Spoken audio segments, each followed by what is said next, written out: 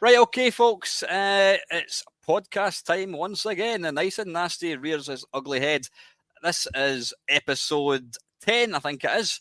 And I'm delighted to have a young man, an unfeasibly good-looking guy as well. He's got a beard even better than mine's. And that's why I'm not going to give him the play. I'm not going to treat the ladies to the camera, so it's going to be a podcast only. It's Mr. Jamie Maxwell. How the hell are you, mate? And what a fine beard, can I say? I'm absolutely fine. Blushing now, obviously.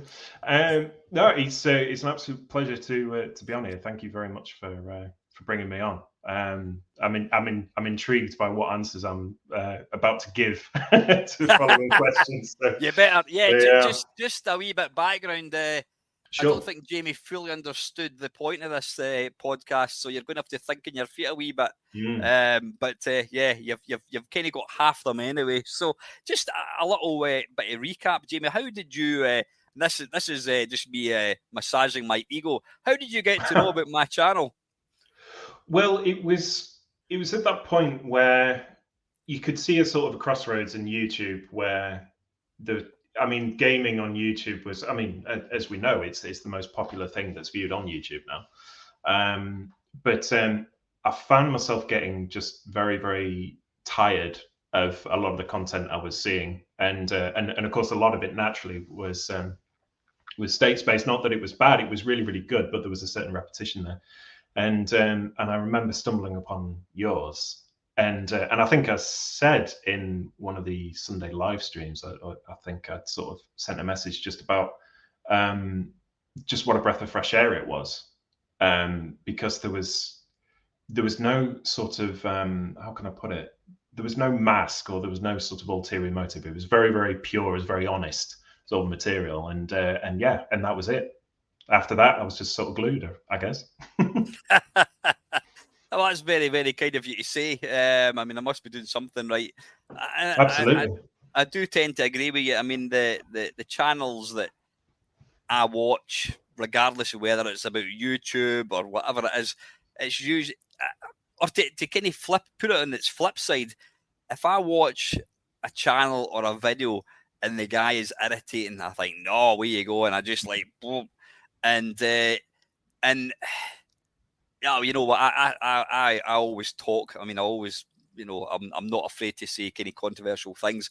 There are some gaming channels, UK based, who talk about old games and that, and they just come across as so false. I mean, they reek. Before they even get started, it's like, before we get started, a word from our sponsor. Buy these tablets. They make you sleep. Da, da, da. And it's just like, smash the like button. When I first started doing YouTube, there was a guy, Monkey Spaz 2000, he was called, or was it 5000? A fellow Scotsman. And at the end of every video, he would say, please like, comment, and subscribe. And I said that in my first batch of videos. I didn't really know what I was saying. I just said it because please like, comment, and subscribe. And it's only when I actually stopped and thought about what I was saying. Please like, that really gets, if you want to not get a subscriber, then please tell me to subscribe and smash that bell button, all that bollocks. I completely understand why people do it, but being told to do something, it just, I don't know. There's certain YouTubers that, and I'm not going to go naming any names, but I mean, I've met most of the guys that I'm talking about, and they're nice guys. I'm not having a dig at them personally, but their YouTube channel is not something that I want. If you're going to, it'd be like if they were going to have a retro gaming channel on ITV on a Saturday night, it'd be like bloody Dale Winton or Ant Deck or something. It's too shiny. I like I like ground level videos. I mean, one of my favorite channels is Lawn Boys Post 1975. I mean, Dave's a friend of mine's. He will not mind me saying that his content's fantastic. Again, because he's a real bloke, but his production values are absolutely shit.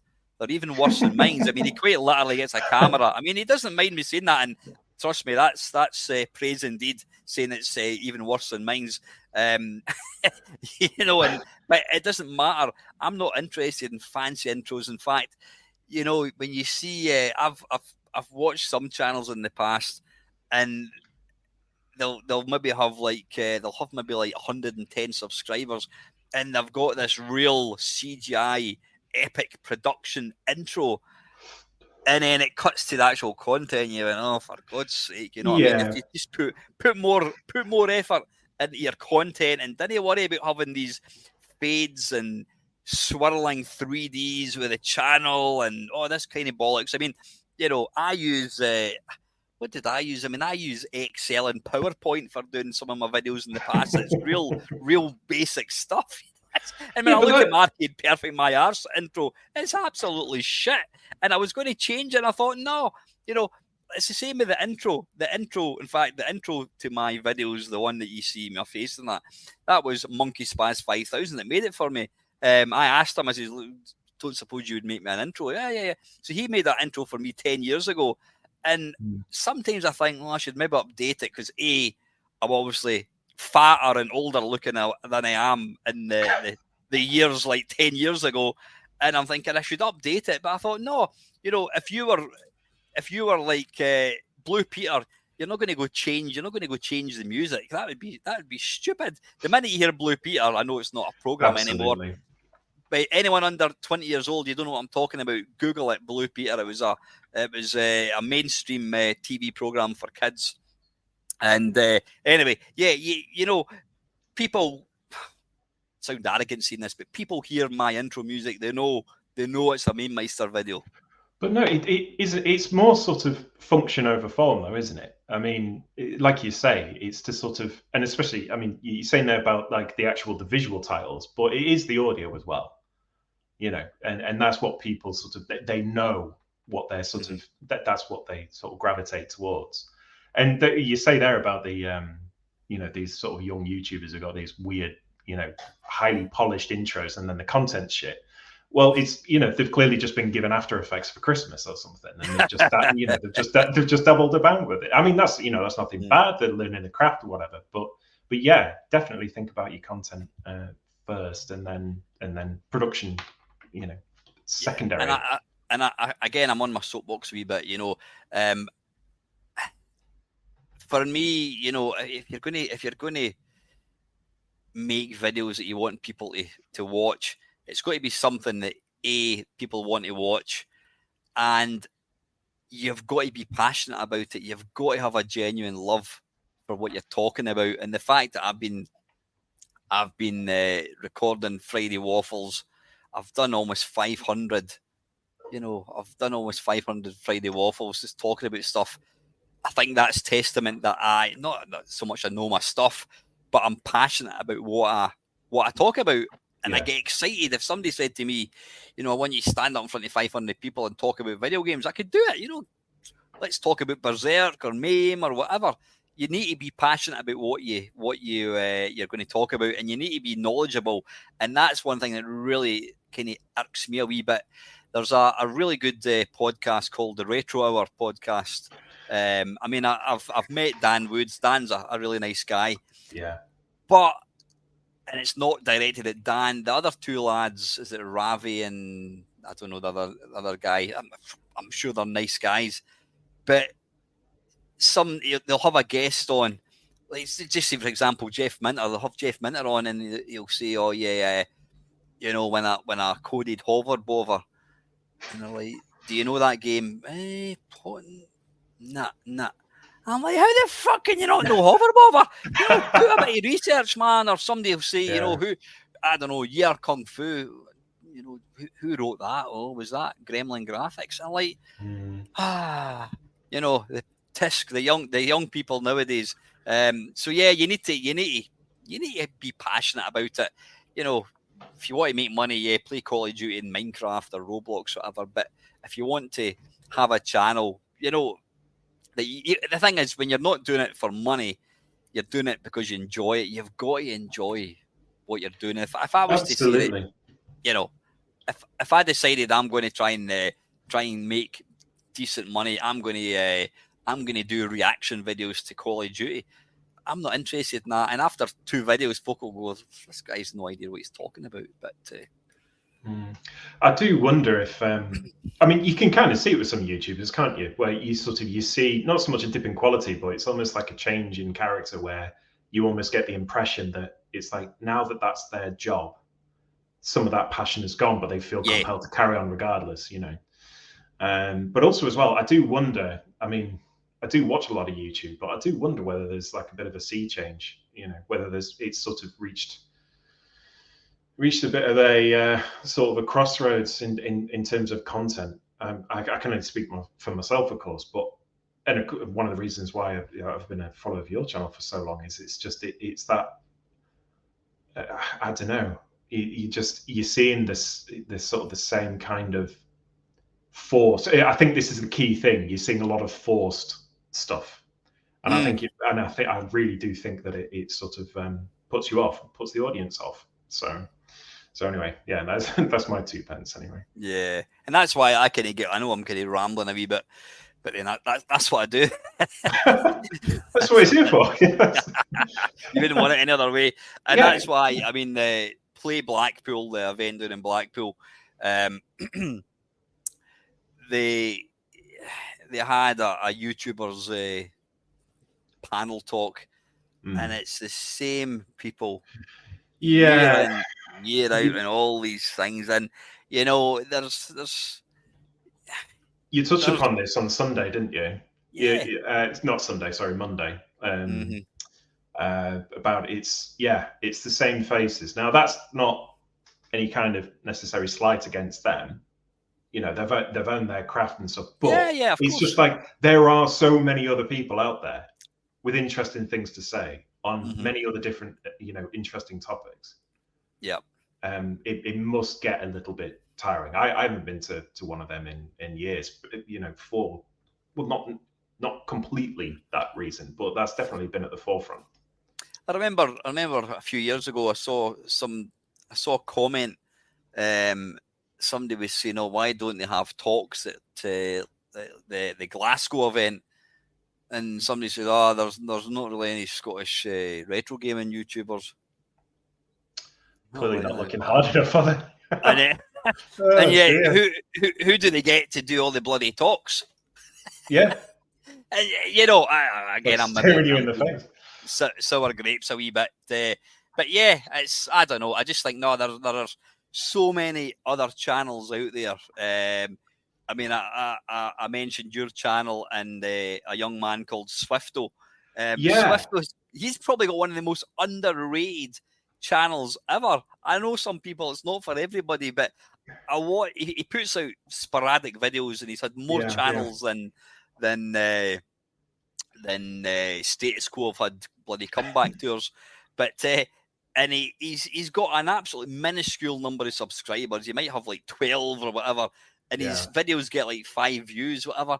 And it's criminal because I watch him and I'm always pissing myself laughing. The guy's a genius in my opinion. I think he's brilliant. I really, really mean that. I've got to be honest, after you mentioned him, I hunted him down. I hunted his channel down. And he's got this great video about how YouTube, seek it out. It's basically a video where YouTube is recommending that he delete his channel. and it's a really short video, but the way he delivers it it's absolutely fantastic. And yeah, you're right. There's definitely sort of like a diamond in the rough element there. And he reads. Sorry to interrupt. He reads like sort of. There's a video of him reading stories and stuff. As you know, we always got a channel I think devoted to stories as well. And very interesting stuff. He came up with this brilliant video a couple of years ago. What was he doing? Was he reviewing a game or something? He was talking about something. And then what he did was he made a reaction video to this video. So there was like Swifto from like 2015 and there was Swifto of 2019 reacting to it. And then he went a stage further. 2 years later, he did a reaction video to the reaction video. So there was like 3 Swiftos. And, you know, young Swiftos saying, "Oh, that's actually a really good game." And then they're like, "Well, you're talking absolute piss. What do you know?" And it's brilliant. It's just like he comes up with all his clever stuff, and then he was playing he was he's got his Commodore 64 and he's going, "This is a sad song. This is a sad song because I've got nothing to say." And I just think some people might look at that and go, "What absolute garbage!" But and then he's ridiculously talented when it comes to his animations. All these animations. I don't know if you watched. He put out a really good video a couple of weeks ago. All these animations.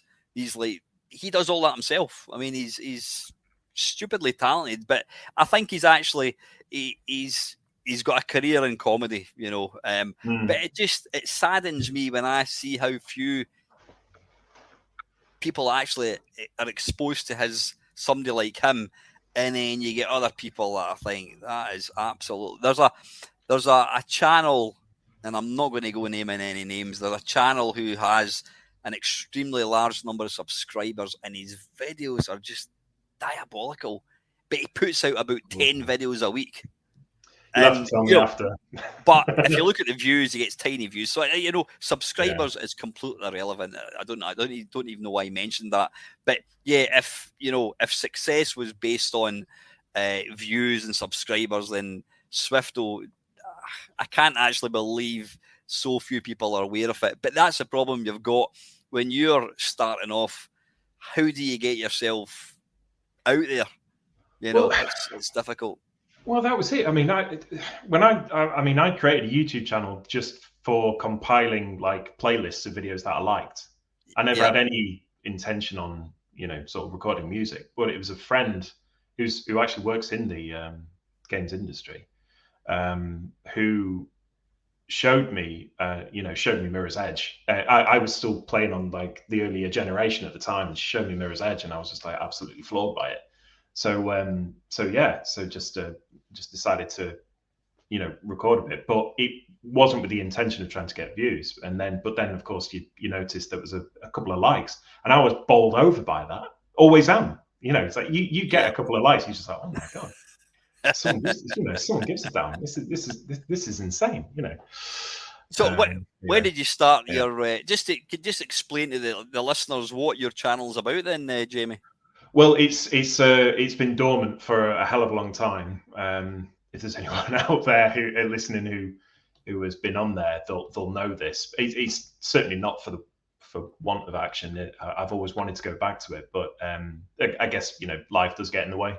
But yeah, it's essentially video game music covers on classical guitar. But the original intention, once I started thinking about it more, was to focus on retro covers, because of course once you get to, and I suppose I've cheated a bit with some of them, but once you get to like any, like disc-based systems, so PS1, Saturn, and so on, they've got CD audio, they've got orchestras, and like really, really good sort of sound libraries, and you think there's not really much point because it's already like absolutely incredible. Not to say that the retro, it's like the SID chip is one of the best things ever made, but with that, it was more just sort of, okay, what can I do? And I think a lot of it was a response to, I was seeing so many, you were talking about, we were talking about YouTube channels earlier and like gaming channels.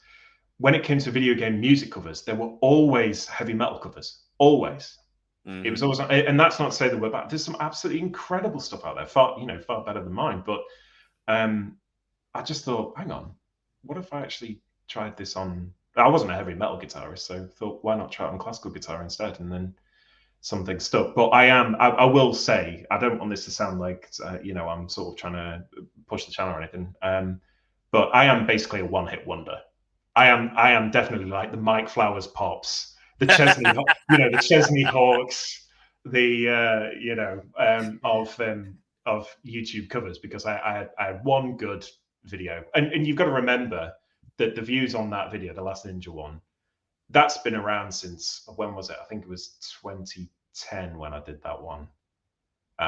So it's not like it was, it gained traction quite quickly to begin with, but that's been over, like 13 years. It's not like, people see it, it's like, oh yeah, you've got a lot of views on that. It's like, yeah, but have I? It's like, it's over a long time. But anyway, the point is, yes, I would love to get back into it, and maybe if I'm lucky, I'll try and certainly do something before Christmas anyway. So, what was I going to say? Yeah, so anyway. do you play out with that? Do you play the guitar for fun? Do you play in a band or what? And what kind of music do you play?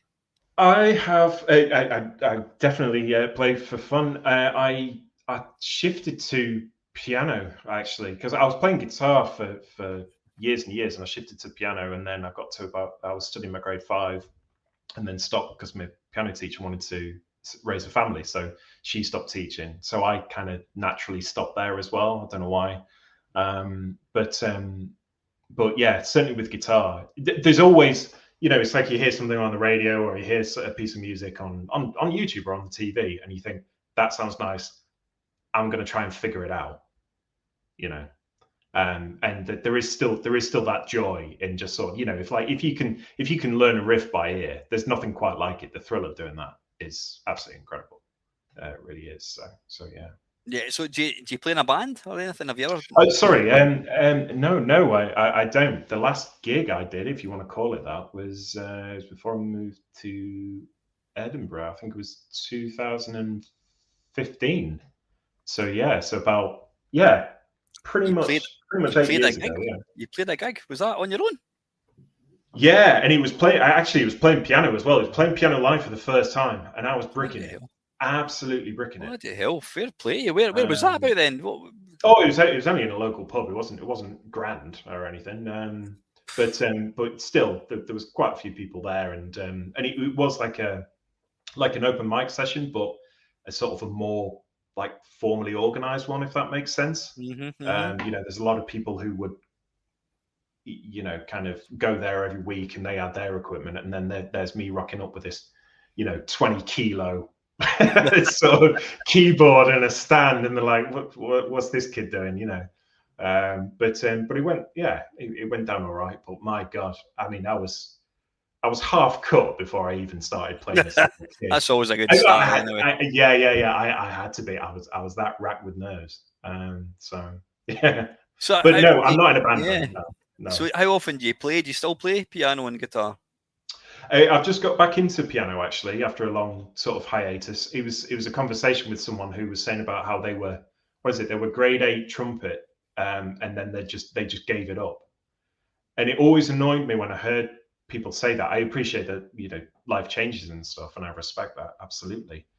But it reminded me that I was like, I'm doing that exact same thing, but it's always in the back of my mind. Why am I not doing it? So yeah. So just yeah. Funny, so I've got back into yeah. I've been described as a grade A trumpet before as well. Yeah.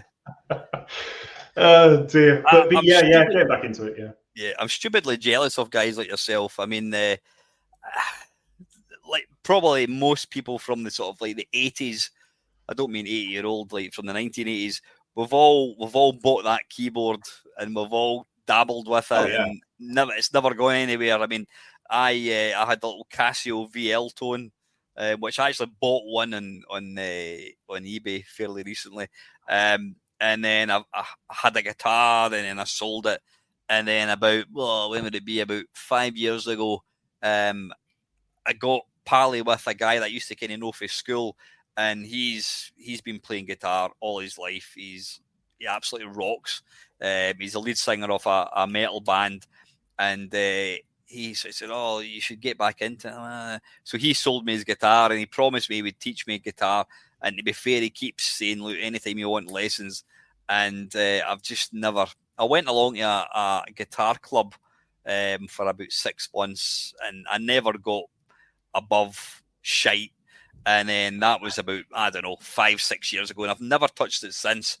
And it sits there looking at me. I've got an amp. I've got one of these wee mini amps. You can put on like sort of like Britpop sound, or like 1950s rock, or whatever it is. Yeah. There's different tunes to it, or tones, whatever.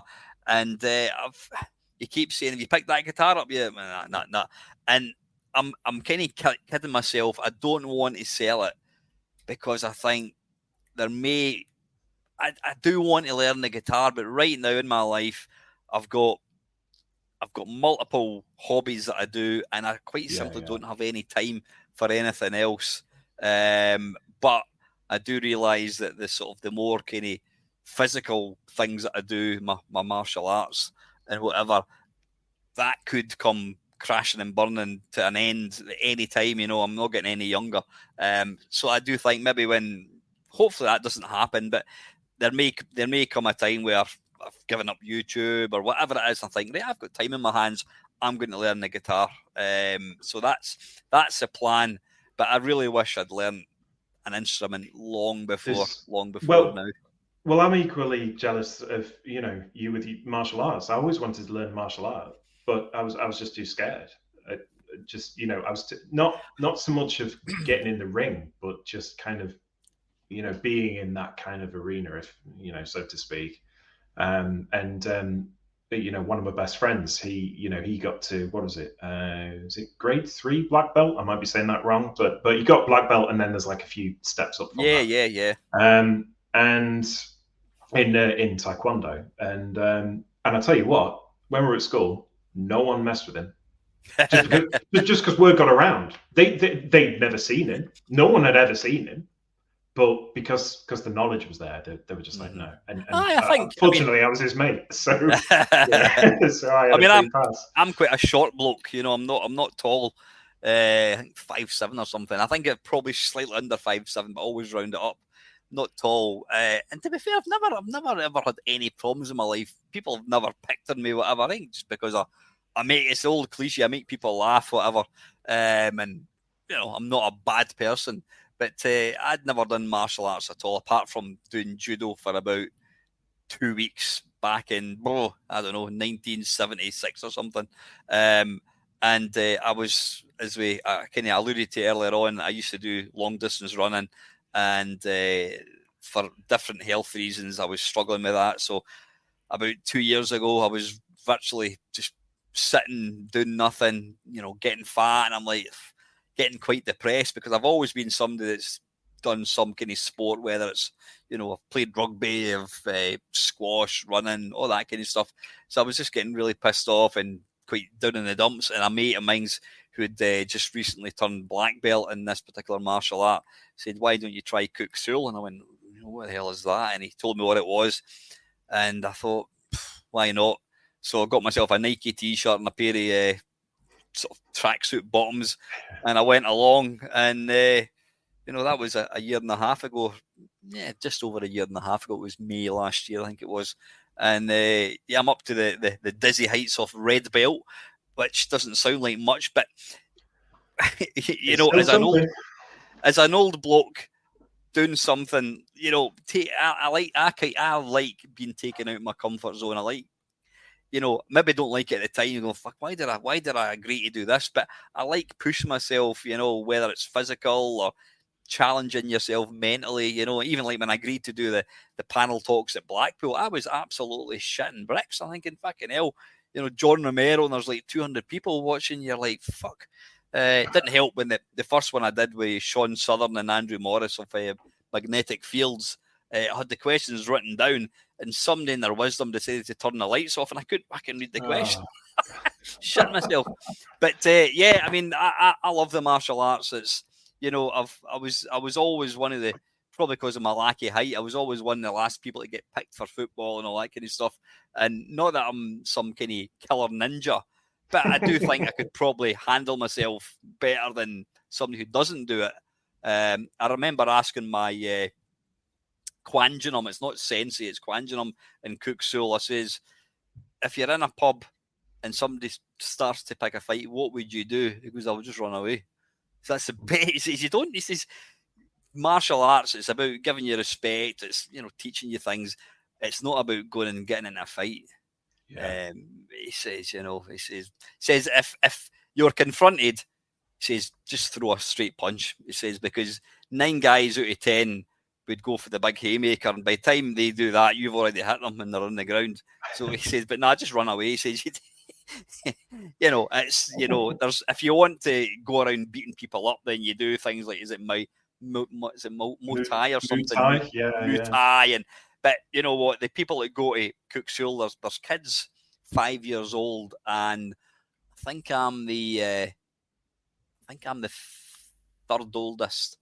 There's about 60 people in the school, So there's all these different groups, and it's great. I mean, you go along there and you really push yourself. You're doing press ups and God knows what else, and it makes you feel alive. And you think, well, I'm still breathing. I'm not one of these guys that wants to sit and watch videos and munching Pringles and going, oh, I can't do that because my knees are shot and big bellies and all that kind of bollocks. You know what I mean? I like to just try and kind of stay.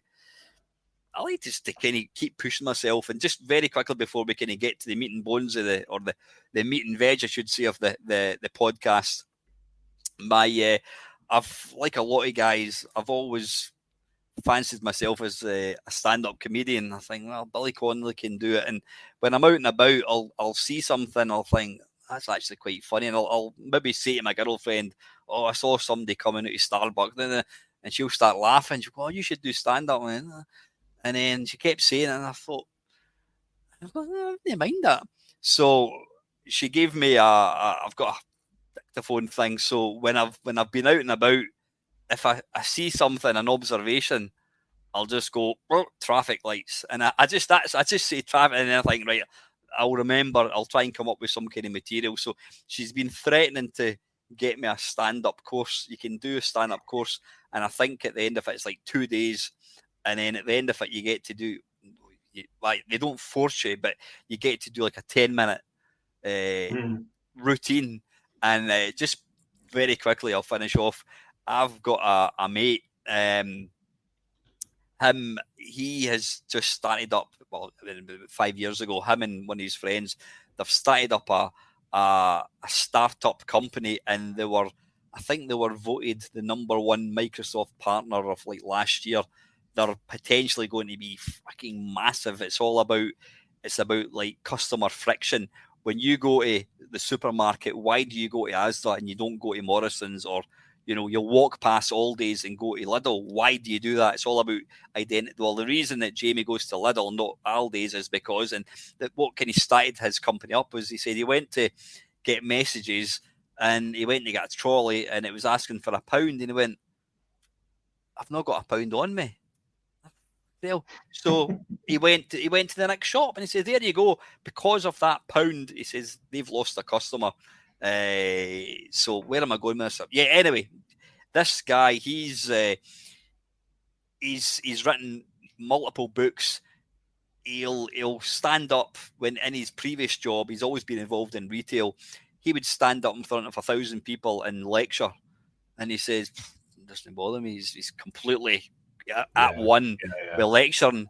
About 10 years ago, his wife got him a stand-up comedy thing for his Christmas.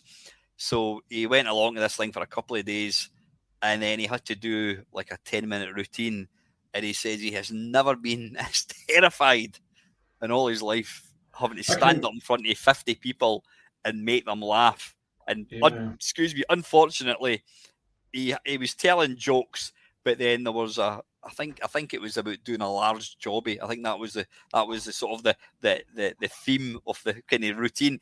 He made an arse to the punchlines, just like. But he says he's never been as terrified ever. But I would love to try that. But if my girlfriend does actually get me, I'd probably go, oh, fucking hell, shit. But again, out with my comfort zone, I would do it. I would 100% do it. What's the worst that can happen? I crash and burn, and folk think that guy's absolutely shit.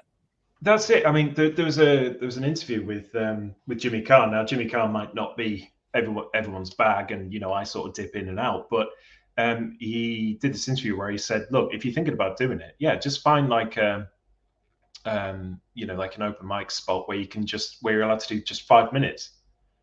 Just to get a taste. And if you've got some material, I mean, it's a learned craft like anything." But it gives you the opportunity to get a feel for it. Well, I guess obviously I've got no experience in it, but yeah, if you can find it, absolutely do it. I mean, you've been entertaining us for years. Why not? Why not take it live and and see if you can get I mean, I don't even more laughs along the way. Yeah, I mean, I mean, I don't mind admitting that YouTube has given me a lot. I've always been fairly confident, not to the point I would want to stand up in front of people, but doing YouTube and live streams, whatever, has definitely increase my confidence when I'm going to job interviews. I used to actively avoid job interviews like the plague. And in the last 3-4 years, I'm like, job interview, hi, whatever, and I just go along with it. And it's given me, so I mean, that's one great thing about YouTube. It does, especially if you're doing live streams, you're on the spot. I mean, it's got to a ridiculous point now where it's like I would always try and prepare something, but when I go to do a Friday Waffle live on Friday, which I'll probably do this Friday, by the way, 7 o'clock. I don't know why I'm doing that because nobody can see me. He's got his thumbs up, everyone. I'll quite literally be sitting here, and people will be going, "Oh, here he comes," blah blah blah, and then I'll hit go, boom, and I'm on the car. Like, I've got nothing to talk about, but I can always arc an hour out just talking shite. But there's a difference between doing that and actually making people laugh. But you never know. You might see a new channel. Yeah, no, I think the two can dovetail quite nicely, though. I mean, there's a certain sort of raconteur, side to you, I reckon. So, like, I reckon definitely give it a go. And like you say, what have you got to lose? Which is rich, me saying it. It's always good being on the outside looking in, isn't it? I mean, talking about comfort zone, I'm absolutely dreadful. There's a jazz club I say jazz club. There's a pub down the road from me. I don't know why I'm gesturing over there like you know where it is. But there's a pub that's had a jazz club in the basement every Wednesday for, Christ, since God was a kid, and it's like, why have I not ever gone down and given it a shot? Do you know what I mean? And it's ridiculous. It's absolutely ridiculous. So I don't know, maybe now that we're talking about this, maybe it'll, give me a bit. Maybe we should both do it. Well, I'll tell you what, we can exchange notes, can't we? Yeah. You get, you do your comedy, I'll do my music. You do know that if I do get pulled into this, the guy will be like, "Ladies and gentlemen, my star." I'll be like, "See that bastard Maxwell? I'm going to get him." Oh dear, yeah. You know what? Here, this is a life tip, folks. Don't be one of these people that just go, "Oh no, I don't want to do it. Don't think of the reasons why you don't want to do something. Think of the reasons why you should do it. What's the worst that can happen? I say that to my daughter all the time. What's the worst that can happen? Yeah, you crash and burn. You don't get the job. You do a YouTube channel and nobody watches it. So what? Who gives a toss? You know what I mean? Push yourself. Life is about being uncomfortable, because then when you beat it, when you achieve that, whether it's doing a half marathon, whether it's doing a YouTube channel, whether it's doing a live spot in a comedy club or playing the guitar to a pub, whatever, when you do that, the sense of achievement is just phenomenal. It really is. I remember, just very quickly, I've been saying that for the last 10 minutes, I got asked to be a best man at a mate's wedding. And this was like 10 years ago, and I was absolutely cacking it. I was so nervous. I mean, I didn't enjoy any of the wedding at all, because all I could think about was best man and Alan Stewart, and I had to stand up. And I wrote notes. And you know what? I stood up, and after the first 30 seconds, my heart was like bursting out my chest. I'm not going to say I had them eating out the palm of my hand, but I was loving it. And see, when it came, I mean, I was up for maybe 5 minutes. And when I sat down, they were all clapping. I thought, that was one of the best things I've ever done. Yeah. Don't get me wrong. If it goes the opposite way, I mean, on the flip side, I've done job interviews years ago where I sat down and they said, "Can you tell us a bit about yourself?" And I just froze. And I'm really sorry, I can't speak. And your heart's going like that. And they're like, "Don't worry, just take your time. And you're like, awful. So it's horrible. But the more times, it's like any fear that you've got, if you meet your fear head on, you'll actually find it 9 times out of 10, the thought of it is 100 times worse than the actual thing itself. Absolutely. And the rush you get afterwards as well. Like, certainly when I've been in that position, I've delivered a speech at a wedding as well. And I was similarly bricking it. I didn't end up using the speech I had.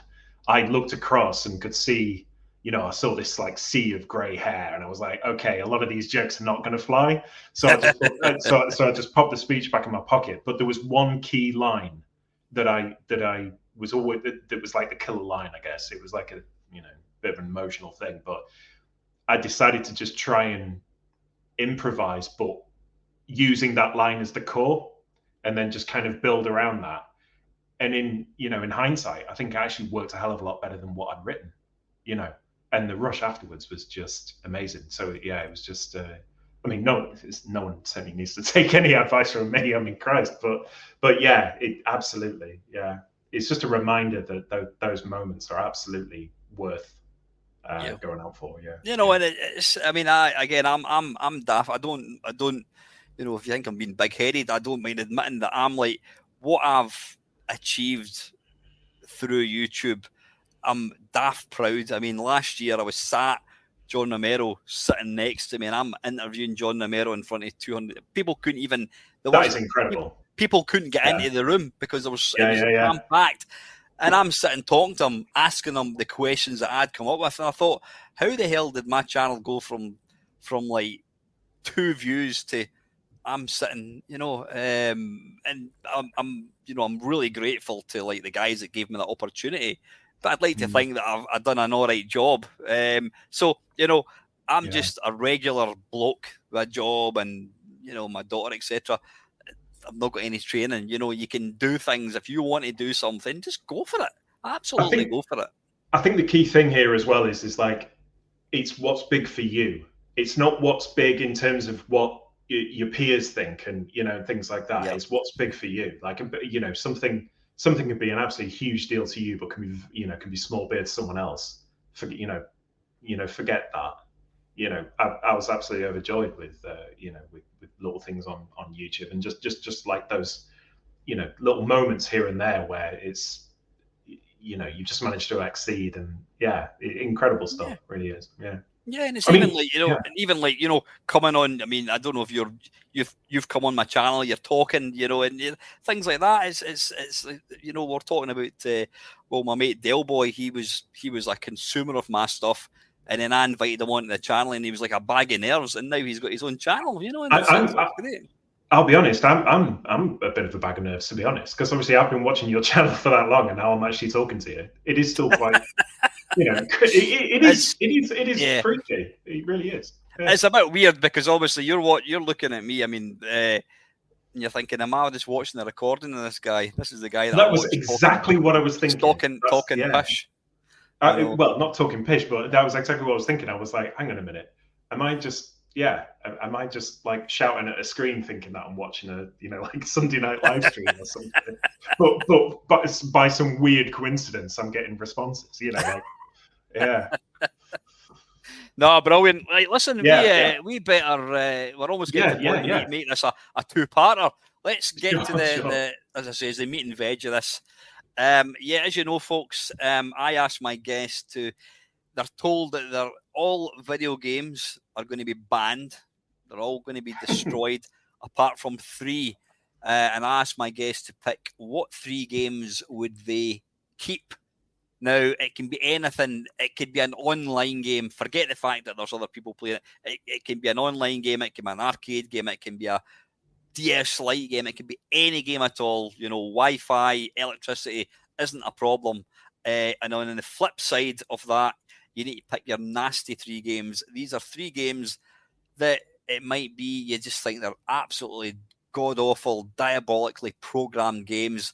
It might just be a particular genre of game. Now, some of my guests have actually picked games which I was like, you're shitting me. And it's the reason I've picked it is not because that game is particularly bad, but it led on to a type of game that they just don't like. I mean, one of the games they picked was Doom. I mean, what, you're having a giraffe? But he then went on to explain why he doesn't want Doom to exist, because then that would stop all these other games coming out. So you feel 3. So given your 3 choices, what would game number 1 be that you would take to said desert island with you? I might have to ask if I can sneak in an honourable mention after the 3, but I suppose this is going to sound probably lame. There's no Commodore 64 games, I'm ashamed to say, even though that is, my probably most beloved machine. But I would start with Ocarina of Time, I think. Legend of Zelda, Ocarina of Time. Just because I remember Christopher Lee saying about how when he was alive, he used to read Lord of the Rings once every year. I find myself playing Ocarina of Time about once every year. always around Christmas time. I don't know why. It seems to be a bit of a Christmas game for me. But there's just something so. Oh, I hasten to add, I've gravitated towards the 3DS version of that game. They did like a like a remaster of it, I suppose. And that for me is the definitive way to play. And there's just something so, excuse the pun, so timeless about it. And there's a very distinct reason why it got the scores that it did at the time, and why people still look fondly on it now. I'm a big fan of Breath of the Wild and stuff like that, but I'm completely I'm out of the open world, if you want to call that like a genre or subgenre. I'm completely done with it now. I'd rather just have more sort of linear but satisfying, interesting, mysterious games than something that's just, you know, the Ubisoft template where it's just icons everywhere that you need to mop up. Yeah, it's just something about Ocarina of Time. There's something very personal about it as well. I remember because I was following it in Nintendo magazines for years, you know, right from the first couple of screenshots, and then when it actually finally came out, and my mum knew just how excited I was about this game. The game had come out, and that day, and I didn't put two and two together at all, but it was near Christmas. It was something like, it was early December, I think, 98, I believe, and yeah, my mum had gone shopping to Doncaster, which is we lived near there at the time, and anyway, I just sat there after school, and she came back in with all the shopping. She hurried off into her bedroom, and then I was sat down. She sort of, you know, moved behind the chair, and she just like over the top handed me this bag, and she said, "I was getting you this for Christmas, but I just know how long you've been waiting for this." I just thought to myself, what's a couple of weeks, you know? So I just went ballistic, and yeah, ran upstairs, fired it up, and then I thought, hang on a minute, I don't want to just play, you know, sort of experience this myself. A friend of mine who I was really pissing off with all the hype I was sort of throwing down in, I phoned him up and I said, I don't believe it, but I've got Ocarina of Time. Do you want to come over? And he was over in minutes. And we just spent the night just playing that. And it was just the most amazing, magical thing. As I say, it might sound like a bit of a lame answer, but it really was that good. Can I just ask you, so Ocarina of Time, excuse my ignorance, what, you're saying 1998, what system was that? Was that the cel-shaded one? No, that was Wind Waker. That came a few years after. That was the GameCube. Yeah, I think that was, what was it, 2003, something like that. So what system did it come out on? N64, Nintendo 64. Ah, right. Got you. Yeah. Because I think Link to the Past was the original SNES one. I know it came out in the NES, but then you had the original. Well, you had two Zelda games on the NES, and then you had, you know, if you've watched Games Lost, you had Zelda 3 on the SNES, and then Ocarina of Time. Many years later on the N64. Yeah. So was that your first experience of a Zelda game? Actually, yes, it was. I had a Mega Drive. Well, I had a Commodore 64, well, VIC-20, Commodore 64, Master System, Mega Drive, PlayStation. But then when I played Mario 64 at Toys R Us, I instantly sold my PlayStation and got an N64 for Mario. And then, of course, because there was only like a couple of games a year for the N64, it was just that patient waiting for Zelda to finally come out, and it absolutely delivered. And of course, that meant then I went back to the early ones after that. Right? Yeah. No, I mean, it'll not come as any surprise. There's been multiple Zelda games picked as 3 of the games that they would take to Desert Island, and I totally get that, because they're such epic games. I mean, other games that have been picked have been the more recent ones on the Switch. Is it the Breath of the Wild, and 2 people have picked the Tears of the Kingdom, whatever it was. Yeah. Which I then went out and bloody bought, because I thought, well, it must be good, and I've played it for a couple of hours and I've not gone back to it. But that's just because I'm inherently lazy when I start playing games, and I forget to play it, and then I kind of stop playing it. To be perfectly honest, though, like Breath of the Wild, I must have pumped about 180, 200 hours into that. I was absolutely floored by that game. Yeah. Tears of the Kingdom, though, I've put about 20 hours in, and I've not gone back. But it's not because I didn't like the game. I've just been distracted by other games. Just quick, I'm going off topic a wee bit. So see the Tears of whatever it is, the latest one. I mean, I'm only a couple of hours in, and I've got to go to these 3 bits to whatever it is. And there's one away high up, but there's no way to get to it. So you have to use your magical powers where you lift these rocks and jump onto it. And I've spent quite a few hours trying to get it, and I just can't get it. And I go, I'm kind of giving up.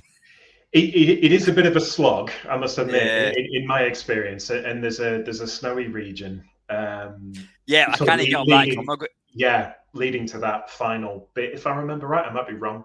I've not got the right clothing, so when I go up into the snow, I just die. Yeah, but it's all about sort of. It is a long tutorial section, by all accounts, but and then of course once you get that, then you're a bit more free to explore the land. But I can see why it can be quite sort of divisive amongst people. I don't think I've seen sort of people say it's all right. I think you kind of tend to stray one way or the other. What's interesting? One of my friends, Andrew Lowe, he was the editor of Games Magazine, and he's probably the most naturally talented video games player I've ever seen. And I know a few. There's my mate Charlie Farr, who's high score. He's got the high score world record in Galaxian. Need I say anymore? He's got phenomenal scores. But Andy is just this. He's a quick anecdote, and I've probably told this again. I think he also wrote for, was it SNES Super Play? I think it was. Right. Okay. Yeah.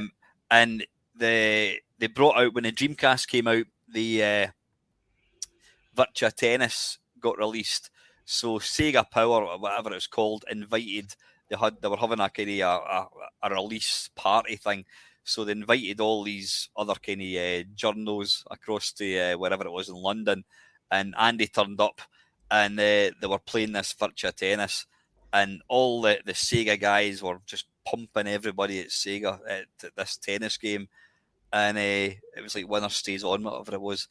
Andy went up, never played the game, thrashed the guy, next guy, and he says he never actually lost a point. He's just, but so he can turn his hand to stuff like that, and I've never play him again, never play him at FIFA. He'll fucking wipe the floor of you. But Defender, he'll get like 2 million. Robotron, he'll get 1.5 million. He's just this phenomenal game player. So I had him on a nice and nasty maybe a couple of months ago, and surprisingly, spoiler, he picked that Zelda game that we're talking about, and I thought, wait a minute, this guy is from a to watch him play Street Fighter 2 it's a joy to behold. But he's picked this completely non-arcade game to play, and what he said to me was, because he's now a full-time author, he just said it's the most wonderful game to just pick up and play. And he says he had a few issues, sort of like, I don't know if it's depression, whatever, but he had a few issues, and he said that was his salvation. He would come home and he would just put it on, and he would craft a few things, make a few things, and he said it was just joy. He can dip in for half an hour, play it, and so he sold me on it, and I went out and bought it, and I said I wouldn't say I got bored. I kind of goes, I don't know what to do. All right, I'll move on to something else. And I do that with every game. And that's why I tend to stick to other games. But anyway, getting back to Ocarina of Time. So good choice. I mean, from a personal point of view, I always, and I think somebody did mention that, they were disappointed how ugly the game looked. But that's everybody's opinion. And for me personally, like the little, when you start off, you're kind of in your bed and a kind of log, whatever it is, treehouse thing. And there's this little fairy thing, and like the actual Zelda. What part you play? Link. is just like annoying. It annoys me, but that's just me. And I've never made any secret that I'm not a fan of the N64. I think it did have, other than Mario 64, which is a landmark game, I always thought that it hasn't aged particularly well. You look at it now, you play an N64 on a modern TV, and it just looks awful. Yeah. You know, it's absolutely one of the tricky, I would say, consoles for modern TVs. I mean, you might have seen. I know you've spoken about the Mister a lot, and there's an N64 core, which of course has just nicely been released, and it's very good. But there's Analog, the company in California, I think. I own a couple of their systems, but I absolutely hate the company now. I can't stand them. But they make really good sort of boutique, in quotes, consoles, you know, FPGA machines like the Mister, but purely for individual consoles. And they're making an N64 one, which comes out supposedly next year. But what I found fascinating was that I was so hyped when I I found out about it, but then actually I realized that, and that's one of the reasons why I prefer playing it on the 3DS. Is just the N64 it's you know, at least half, if not, you know, 2/3 of that library. They don't look good. The technology at the time was what it was. And yes, I think the Mystical, you know, will help with, you know, you can apply sort of, you know, CRT filters and things like that. But yeah, it's a bit of a tricky machine. So I completely respect anyone who says it's like, oh, it was an ugly game. I mean, yeah, I grew up with it, so I didn't know anything. Yeah, of course, it's what you. But the 3DS version is great, and they did, if I remember right, they did tone down. Navi is the fairy you're talking about. Oh yeah. He is still annoying, but I think they managed to tone down that a little bit in the 3DS version. So that's good. Yeah. If you don't know what Navi is, just think of Jar Jar Binks, and yeah. We'll leave it at that. Yeah. But now, listen. I mean, as I said, it's no surprise every time somebody mentions a Zelda game. You know, they're such big games; they take a lot of time. So presumably, you've completed it multiple times. Yeah. I would probably say it's definitely my most completed game. Yeah. Absolutely. That and another one which is going to come up shortly. Yep. Yeah. Talking of that segue, game number 2. Well, I'll leave the one that I was hinting at till last, but actually the second one is Colin McRae Rally on the PS1. The first one, not the second one. It took me a long time to get into the second one, and it is fantastic. But there's something about the first one that I just, you know, I found myself playing it just recently of the past sort of, I don't know, 6 months, and just reminding myself of just how incredible that game is and was. And it's just, it still really, really holds up. I mean, yes, the Sega Saturn had Sega Rally, and I have that, and that is, you know, one of my favorite games. But there's something about Colin McRae one. The handling, the fact that we didn't have analog triggers, but you could use the right analog stick for acceleration and brake and things like that, and just how it looked, and you know, the special stages, and yeah, it just absolute tour de force. It was, and there were a lot of great driving games on the PS1. There were a lot of really shit ones as well, but Colin McRae was just, oh man, absolute shot in the arm. Incredible. If anyone doesn't know, the guy that programmed Bionic Granny programmed Colin McRae's. Really? Yeah. Wow. No, I mean, I'm ashamed to say I got my PlayStation chipped pretty early on. After we found out we could get a chip and get games for £5 rather than 45 quid. And that was one of the games that, like one of hundreds of games that I got. I used to go to the local car boot sale, or what they call a car boot sale nowadays, and get games for like £5. The sad thing for me is, and I call it the PlayStation syndrome, where you get a system and you just get hundreds of copied games and you don't play any. And that's exactly what happened with the PlayStation. Yeah. And that's why I don't have any real nostalgia for the PlayStation. And it was the same with the Nintendo DS. Everybody got an R4 card and you had 200 games in it, and you just don't play it. And sadly, Colin McRae's Rally was one of these games that was one of the games that I pirated, and I never really played it. But I do remember a couple of my mates loved that game, absolutely loved it. And again, you would copy a game, you'd put it on, you would check to make sure it worked. Oh, this looks really good. But again, it's one of these games. It's not. I mean, when I think of like the PlayStation, my favourite racing game is Ridge Racer, and it's a lot simpler to play. It's more arcade bias, you know. It's not realistic. Yeah. But I know there's been a lot of like, you know, I remember at the time, like Edge magazine, you know, they were waxing lyrical about the game, and it was meant to be a phenomenal game. So, is it a game that you think you could play indefinitely?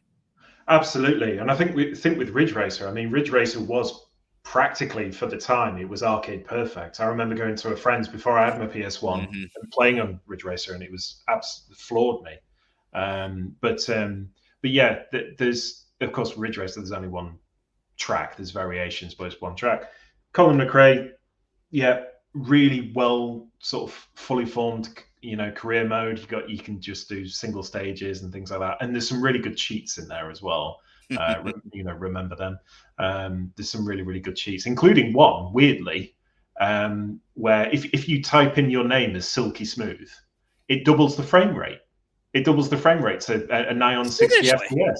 Yeah, but what they do is obviously there's some concessions. So like they dial the HUD back and they remove some of the sort of the geometry, but it runs at a pretty good sort of estimate, sort of 60 FPS, and it's like, wow, what? You know, this is insane. You know, so why don't they make that just a feature? I know. That's yeah, it's like that's sort of, you know, been thrown in the corner as a cheat. It's crazy. Yeah. That's insane. No, I mean I can totally get it. So you've got your adventure game, which is just going to scratch the kind of the explorer itch.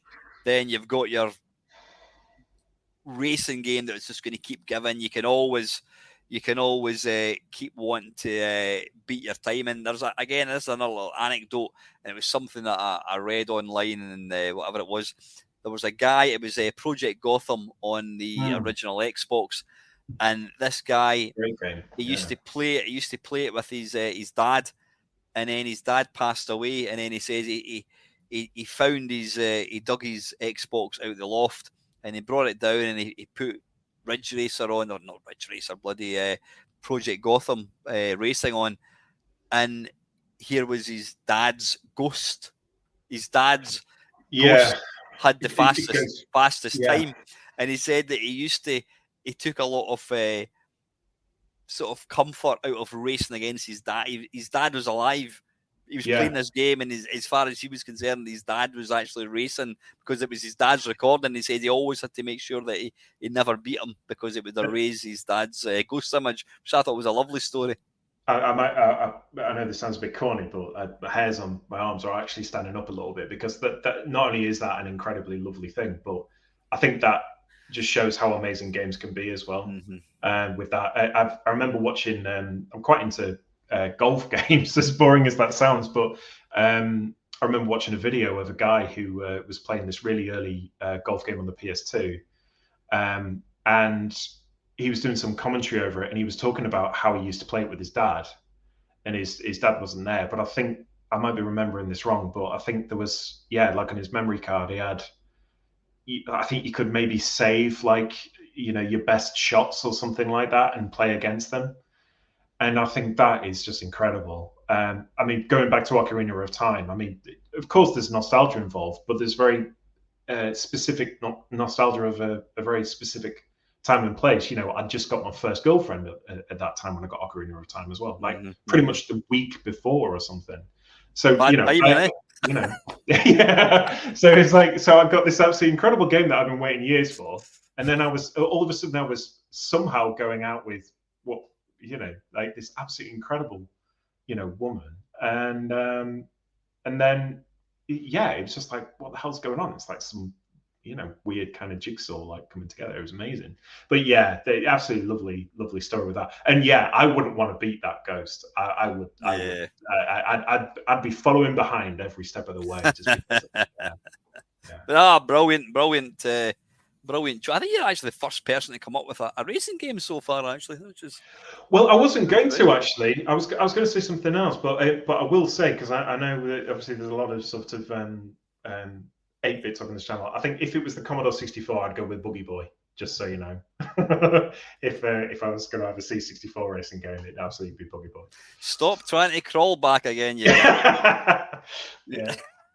It's an amazing game, amazing conversion. Yeah, brilliant. Okay, and finally, game number 3. What would be your third game?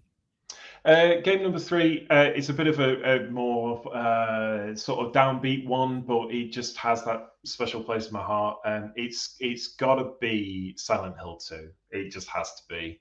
Obviously, as I say, it's a very sort of well, it's a horror game, but the themes that it deals with and things like that.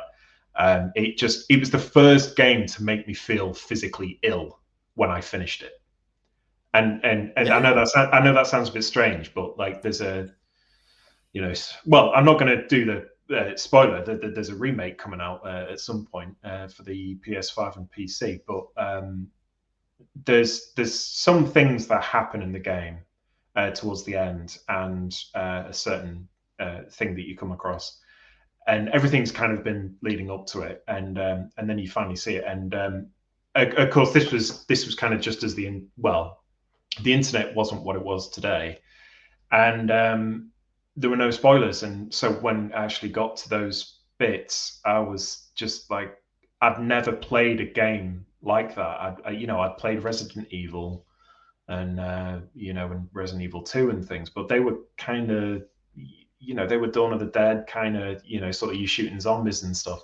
This was probably the first really, I guess, mature, if you want to use that word, game I'd played, and just the themes there were just like really, it scared the shit out of me. Absolutely scared the shit out of me. But the problem is, I played through it not too long ago. Again, I used an old save where I was near the start, and I played through it in record time. But I was like, it just kind of clicked again. I was like, oh yeah, I need to do this,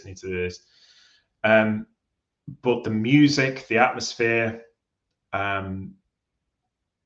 the voice acting, you look back at the voice acting and it's, it's a bit hammy or whatever.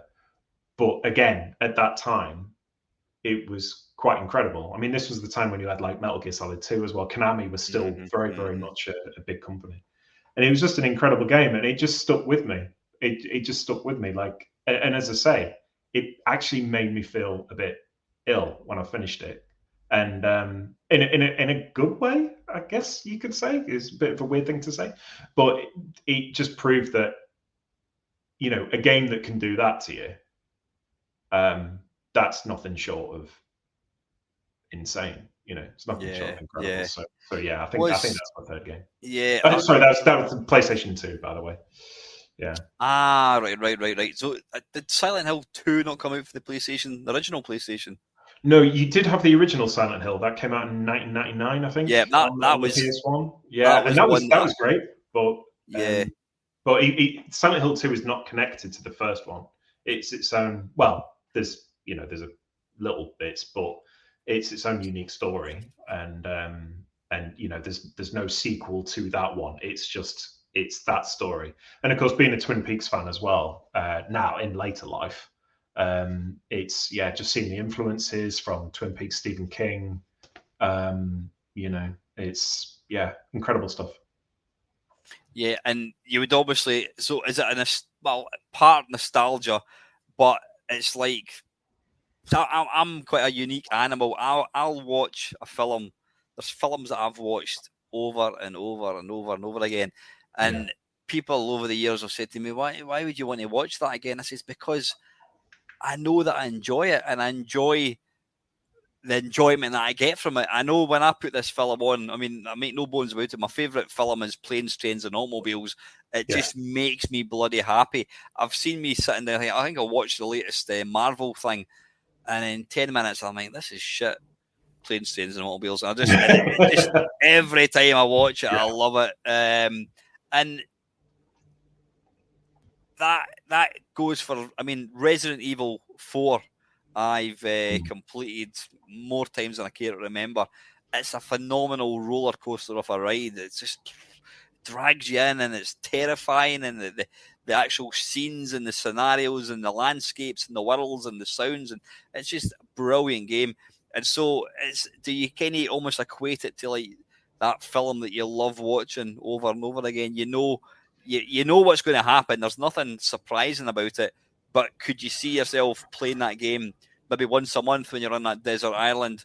I think, fuck it, I'll play Resident Evil, not Resident Evil 2, sorry, Silent Hill 2 again. I think Silent Hill 2 is going to be the weird, odd palate cleanser, if you will, or maybe the others would be if I played Silent Hill 2. I think Silent Hill 2 would be something that I would just I'd have in the corner and maybe play, sort of, I wouldn't play religiously. Colin McRae would be the one that I'd be playing all the time, I guess. But Silent Hill 2 would be that one to remind me just how like incredible games can be. Real emotion. I mean, there's been a couple of games that I've played over the years, Last of Us being one of them, where it triggers real emotions. They're so fantastic. I mean, I know I love my old games, and maybe I'm a bit of a what's the word for it? I can't remember. And it doesn't matter, but I'll say, oh yeah, old games are rubbish, new games are rubbish. That's a lot of bollocks, Power Wash Simulator, bloody hell. There's a game. Anyway, we'll not get into that. But modern games are fantastic. A lot of modern games I've not got any time for. But as much as I love Bruce Lee and the Commodore 64, you don't come away traumatized or thinking that was incredible. Modern games now, we've got hardware that enables you. I mean, I'm halfway through Last of Us 2, and I treated myself to a sound bar, and it's got the full surround system, and it's like, bloody hell, it's incredible. And so getting to just relive that again is phenomenal. Interestingly, with The Last of Us, I played the first one on the PS3 when it came out. I was actually working for Game at the time. And so, we got those special editions in. It was such a weird time because I think it was 2013. You had this incredible AAA game coming a mere few months before the PS4 launched. It was quite a bold, right. Yeah, you're right. A bold move. You also had Gran Turismo 6, the same sort of time frame as well. So it was like, wow. But we got these special editions in. I was there day one and played it, and I remember I thought that I was near the end, and it was 9:30 at night, and I had work the following morning. I genuinely thought I was near the end. I clearly wasn't. I absolutely wasn't.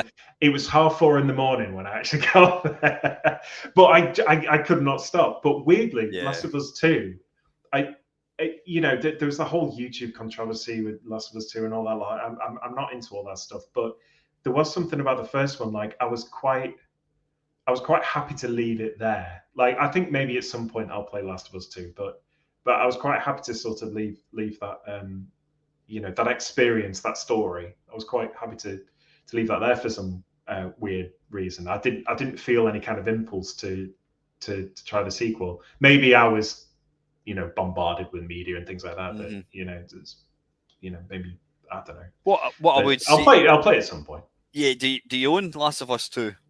I don't know. No, you don't. Yeah. No, listen.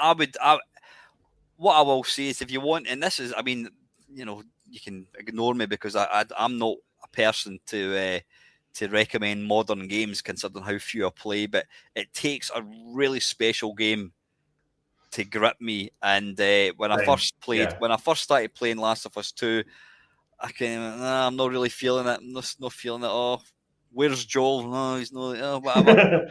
And I just wasn't feeling it. Yeah. And then I decided to start playing it again about maybe 3-4 months ago. Bloody hell, what a game. I mean, it's just fucking phenomenal.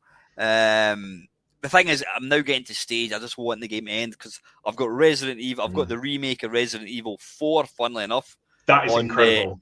The Xbox Series X, it's a new version. That I bought it, I don't know why, I bought it on day one, and it's still it's not shrink wrapped. I put it in just to install it, but I thought, no, I'm not going to play it. I'm going to complete Resident. I'm going to complete Last of Us 2, then I'll go on to it. But yeah, Last of Us 2 is a phenomenal. I mean, it's beautiful, absolutely beautiful, and it's got all the characters, and it's got the tension, and it's got you know, you really get an affinity and an attachment to some of the characters. It's fantastic. It really I think it was a really bold move of them with what they've done, how you play the game. I think it was a really bold move, and I applaud them for that. Like, you know, irrespective of all the, you know, whatever press they got, well, not press, but, you know, like all the people on Twitter and things like that. But I think, yeah, you know, take those directions, you know, like throw a curveball, you know, things like that. Yeah, absolutely fantastic.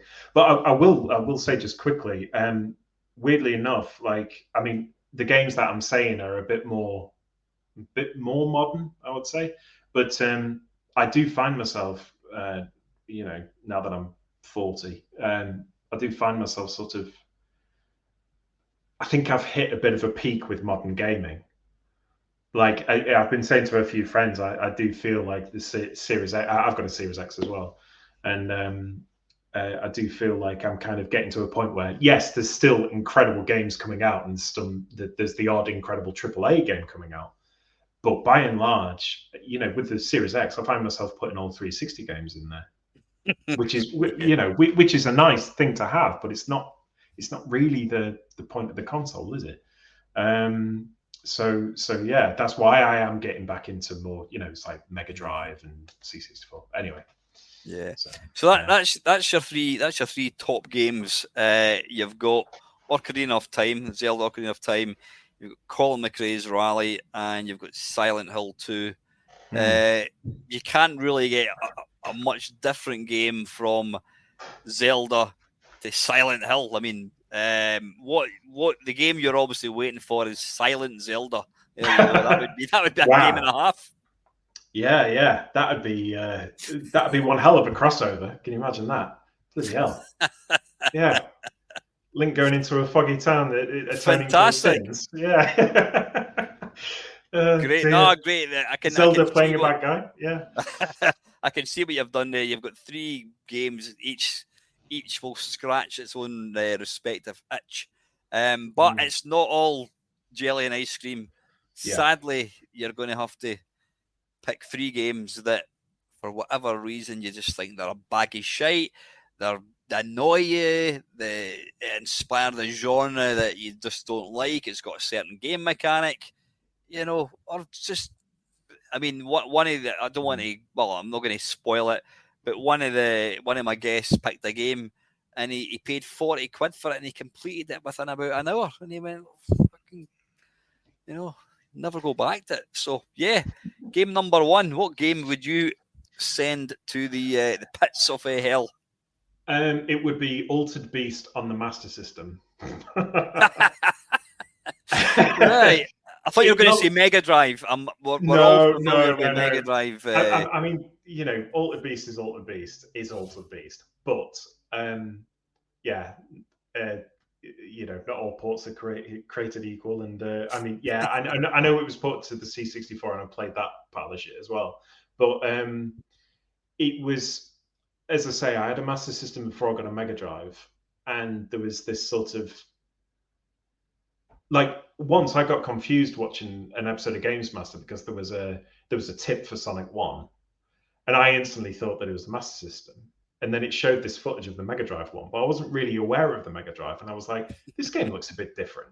But I tried to replicate the tip. It was like rolling through this wall to get some extra lives or something.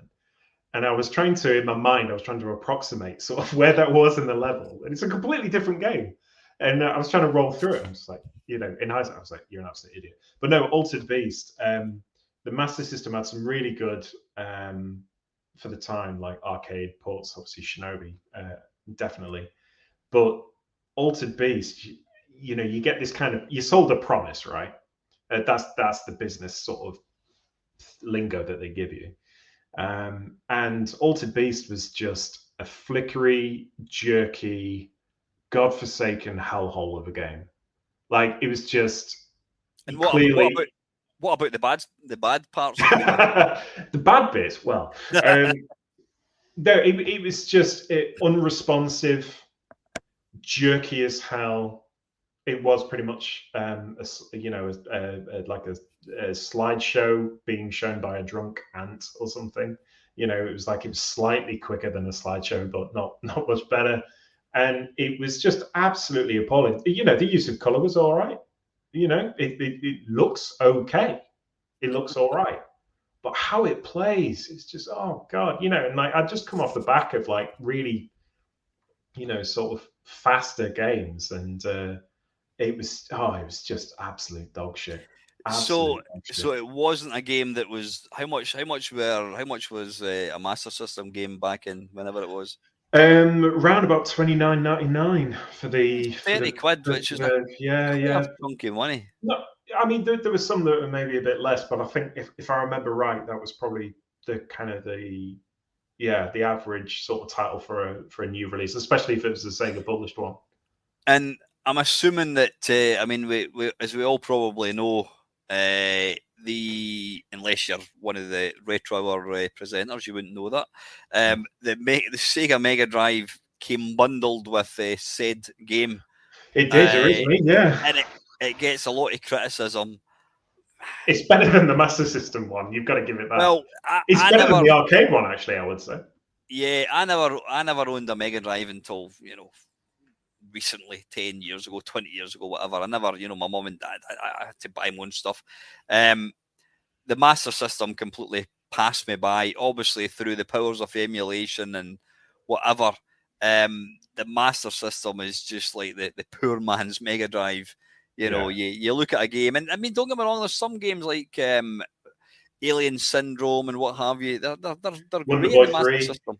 Yeah, certain games. But the rest of them, they kind of don't look quite as nice. But the sound's a bit shite and the sprites flicker. And so if given the absolute kicking Mega Drive Altered Beast got, then I can only imagine how bad the Master System one was. And here's the thing: the arcade game isn't a good game. It's very generic. There's worse games. It's not the worst game ever. But yeah. The arcade one sort of plays fine up to a point. But gun to my head, I would actually play the Mega Drive one over the arcade one, which might, to a lot of people, that might sound ridiculous. But it's just, awful game. Maybe an obvious choice, but it was just that Master System version, though. It's like, I remember playing the C64 one and thinking, yeah, it's all right. It's okay, which is far better than the response I gave to the Master System one, because it was, it's almost like a disappointed father or something. It was like, I'm not angry, I'm disappointed. It's just sort of, you could do so much better. You've got a better color palette, Did you buy that yourself, or was it a Christmas present, or? It was a gift, actually. It wasn't from my parents or anything like that. Bless them. I think they caught on quite quickly the sort of the games that I liked, and bought me some absolute corkers, But no, it was a gift, and Has the relative apologized? To be honest, I haven't confronted them about it. But given that bonfire night is just around the corner, I might have an idea. Maybe just pop it on the top,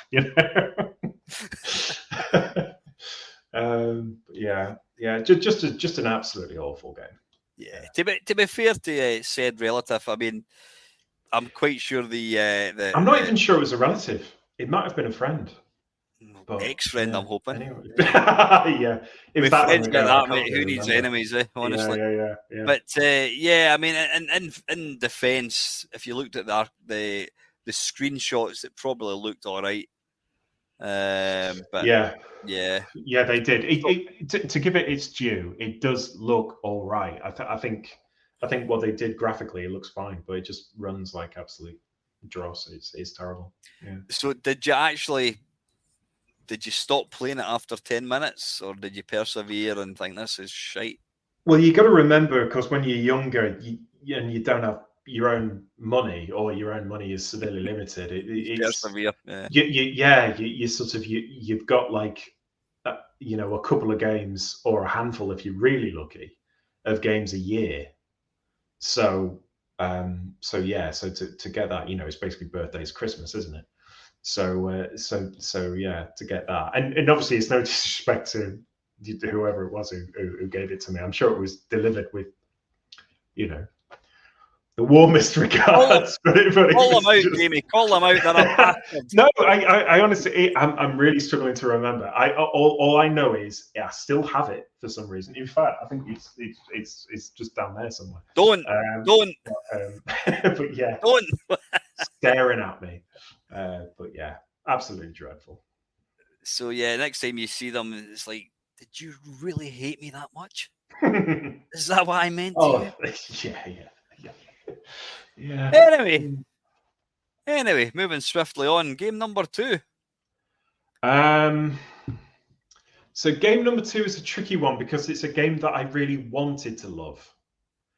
It's a bit more of an obscure one. It's a Nintendo 64 title, and it's Body Harvest. Now, this was made by DMA Design, who would, of course, go on. It's almost like the Super Mario 2 fact these days. It was made by DMA Design. They would later go on to be Rockstar North, right? But the promise, like the screen, and this is the thing about sort of not pre-internet, but magazines and stuff. You sold these screenshots and things like that. The previews were so glowing, and it was just like, oh, you've got this big kind of open expanse, and you can drive around in these vehicles, and you've got this big alien kind of sort of invasion coming and things like that. So I was so stoked when I actually got it. I might have even bought it with my own money at that point. But it was just so disappointing. So disappointing. It just, it was a very, very slow, cumbersome game. You're playing with this, this tiny little guy. It's not like the Grand Theft Autos that of course. But yeah, it was an absolutely incredible idea, just incredibly poorly implemented. You can see the idea that they had, and it was a very, very grand one. And I can see why they chose the N64 for it. But it was just, yeah, I didn't get past maybe like the first couple of hours. It was just so slow. The controls were really unresponsive. The driving was atrocious. The aiming was atrocious. Of course, you only had the one analog stick and stuff. Not that we knew any better, and it was just terrible. Music was good though. I'll give them that. Music was, the sound design was quite nice. But yeah, it's one of those games that is maybe not like Altered Beast terrible, but because you can, there's like a glimmer of hope. You can see the ideas, but it was just so badly done. However, It did arguably give them the experience and set the template for, for games in the future. So in a way, I'm kind of glad that it exists as a stepping stone. Mm-hmm. But the game itself is shit. It's just really shit. And of course, it suffers from the usual N64 fog, so you can only see like a little bit ahead. Yeah. So you can't, and the map was terrible. You didn't really have a great idea about what you're supposed to do, where you're going. Just a very confusing mess, really. It always astonishes me when that a game can actually get released. You probably, I mean, obviously hype. The astonishing thing for me is Peter Molyneux wasn't involved in the project. But because we all know that he over delivers. Sorry, he over exaggerates and under delivers. Magazines, yeah. Was it Edge magazine perchance that were going on and on about it? I mean, I'm not even sure I was reading Edge at that point. It would have been one of the official. It would have been the official Nintendo magazine. Yeah. There's a surprise. Yeah. Well, they would have hyped up, given there was so few releases for the N64 compared to the PlayStation. They were probably, understandably, ready to big up any game that was coming out. Yeah, I mean, always the obvious game, and I think only one person's picked it. Rise of the Robots. We all remember reading Oh yeah, the yeah, Edge previews, and yeah. these What things a were going to be. debacle. It was on the coattails of Terminator 2. It was like pre-rendered Terminators and Yeah, yeah. robots, and it had AI, and Street Fighter 2 was a massive game at the time, and it just looked like the best game ever. And whilst I don't think it's the worst game ever at all, when a game is hyped beyond belief, and then it just, you think, really, this is disappointing. So there was really apart from the music, there was really nothing. You were disappointed with every aspect of the game. Then, Yeah, just overwhelming disappointment with my young sort of faculties at the time. yeah, It was just that kind of, and I think it's because I was so careful with the end. Well, you kind of had to be with the N64. I was so careful with the games that I picked, you know. And then yeah, I just felt like I'd been sort of sold this, not so much a lie, but like I'd just so been answer me undersold. answer me one thing. Did a magazine give it a good review? They must have done. I can't.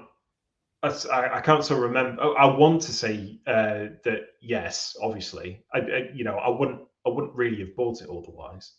I was very much sort of in the palm of their hands. Like Games Master, the official Nintendo magazine, and anything else. There was odd sort of, I want to say third party, but like other unofficial Nintendo magazines that I would sort of dip in and out of as well, and they would Mm, big it up as well. But I think they were more prone to, yeah. sort of bigging things up that didn't deserve it. So Yeah, I mean, I, I think I've spoken to a few people in the past who worked in magazines, and there were backhanders going on.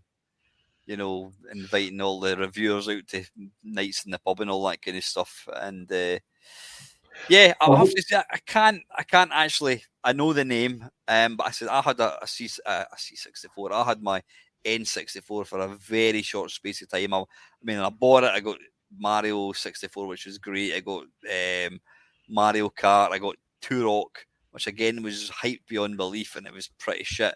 And then I quickly sold it. I was just disappointed. So yeah, I'm yeah. aware of the name Body Harvest, but I know nothing about it. But I I will. don't. Yeah. I will say quickly, you were saying there about Rise of the Robots. Before I got my N64, I had a Mega Drive, and my friend had a Super Nintendo, and he had Rise of the Robots and Shaq Fu at the same time. So it was like this double whammy. But the thing was, he was well aware of how shit they were. But we went into that, it almost like a so bad it's good kind of thing. We marveled at the little short FMV sequences that they're able to coax out of, like the hardware and stuff. But it was just, yeah, it was like, why is my dad buying me these like shit So games? he bought both these games.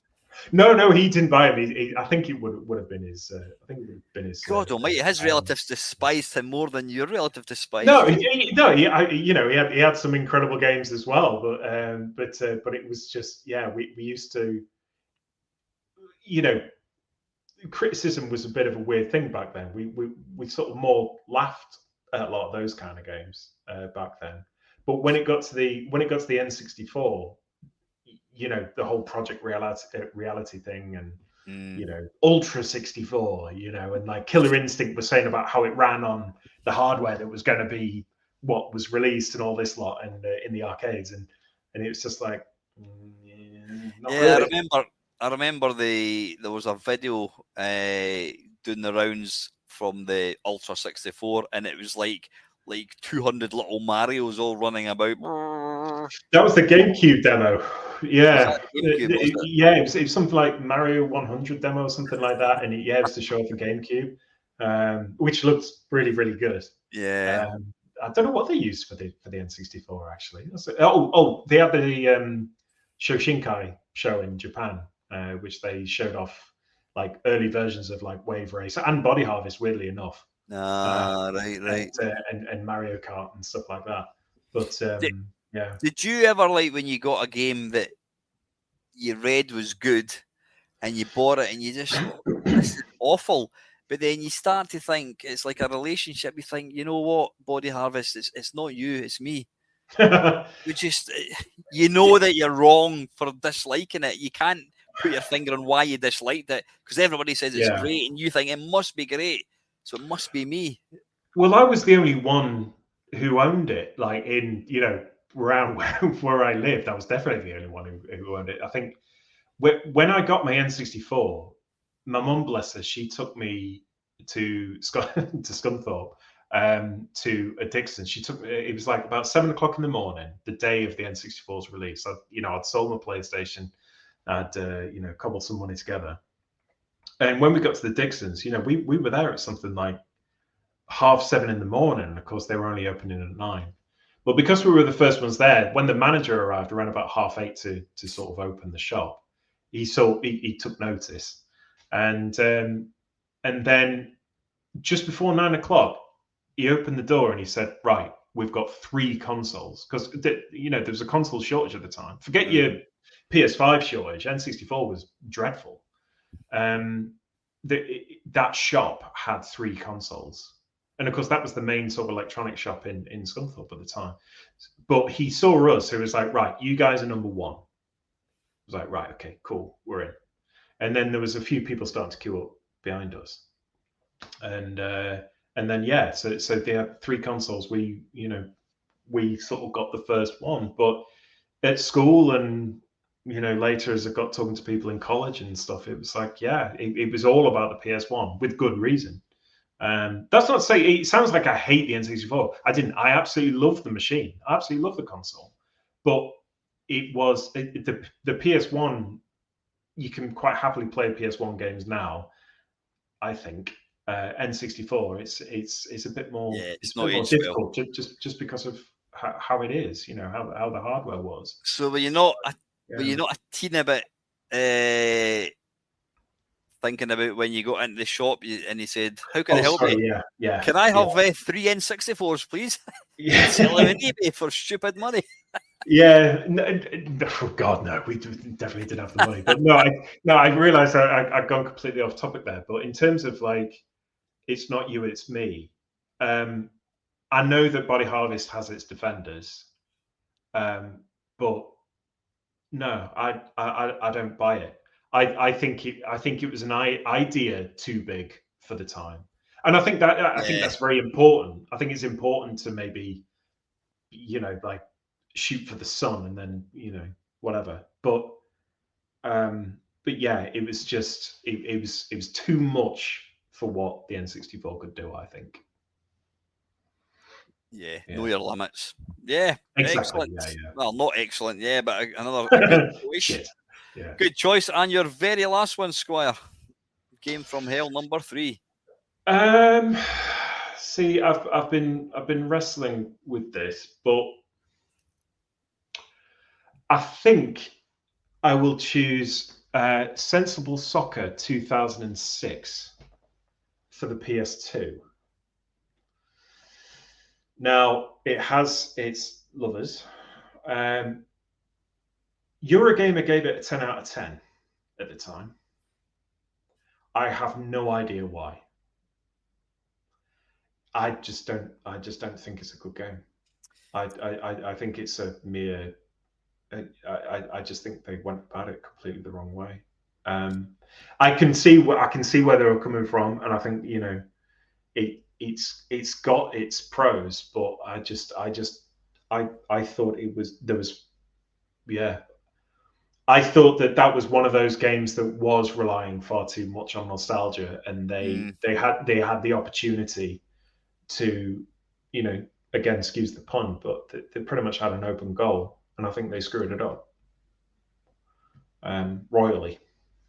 So, and I say, I say this as someone who really, really wanted to like it. I'd only played, and maybe it's me. You're saying it's not you, it's me. Maybe in this case it is me, because I'd only played a few football games at that point. Mainly of course, like FIFA on the Mega Drive, and then I'd played bits of.